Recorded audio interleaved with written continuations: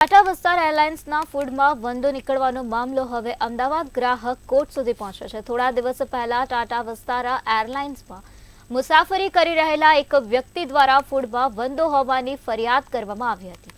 તે સમયે એરને લઈને સ્ટાફે તેમની વાત સાંભળી આગળ ફરિયાદ કરવામાં આવશે તેવું આશ્વાસન આપ્યું હતું। ત્યારે ફરિયાદી દ્વારા એરલાઇન્સના ઈમેલ પર પણ ફરિયાદ કરવામાં આવી હતી, પરંતુ ફરિયાદનું કોઈ નિવેડો ના આવતા મુસાફર દ્વારા અમદાવાદ ગ્રાહક કોર્ટની અંદર ફરિયાદ દાખલ કરવામાં આવી હતી, જેમાં એરલાઇન્સ દ્વારા 45 દિવસ સુધી કોઈ પણ જવાબ રજૂ કરવામાં નહોતો આવ્યો। ત્યારે હવે ફરિયાદીના વકીલ દ્વારા રાઇટ ક્લોઝ કરવાની અરજી ગ્રાહક કોર્ટમાં કરવામાં આવી છે।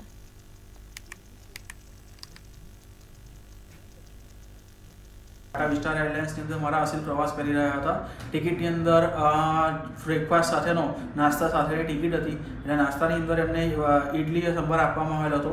લગભગ પોણા ભાગની અડધા ભાગની ઇડલી સંભાર ખાઈ ગયા પછી અંદરથી મરેલો વંદો નીકળેલો હતો। એટલે મારા અસીલે આ ફ્લાઇટ એટેન્ડન્ટ આરઓઈ અને યુક્સ નામના કોઈ ફ્લાઇટ એટેન્ડન્ટનું ધ્યાન દોરેલું હતું કે આની અંદર મરેલો વંદો છે, એટલે એમણે ફૂડ પેક પાછું લઈને બીજું ફૂડ પેક આપેલું હતું।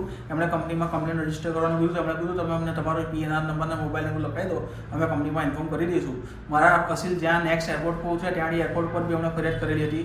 અમદાવાદ આવીને પાછા ફરીવાર કંપનીમાં બી મેલથી ફરિયાદ કરી હતી। એનો કમ્પ્લેન નંબર બી અમારા અસીલ ઉપર આવી ગયો હતો।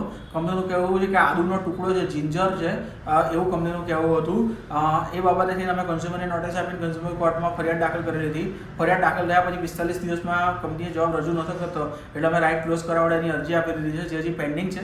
45 દિવસ પછી કંપનીએ જવાબ રજૂ કરેલો હતો। એમાં કંપનીનું એવું છે કે આદુનો ટુકડો જ છે, હજી રેકોર્ડ ઉપર આવેલો નથી। જજ સાહેબ ડિસાઇડ કરી રહ્યા છે કે 45 દિવસ થઈ ગયા કે નથી થયા,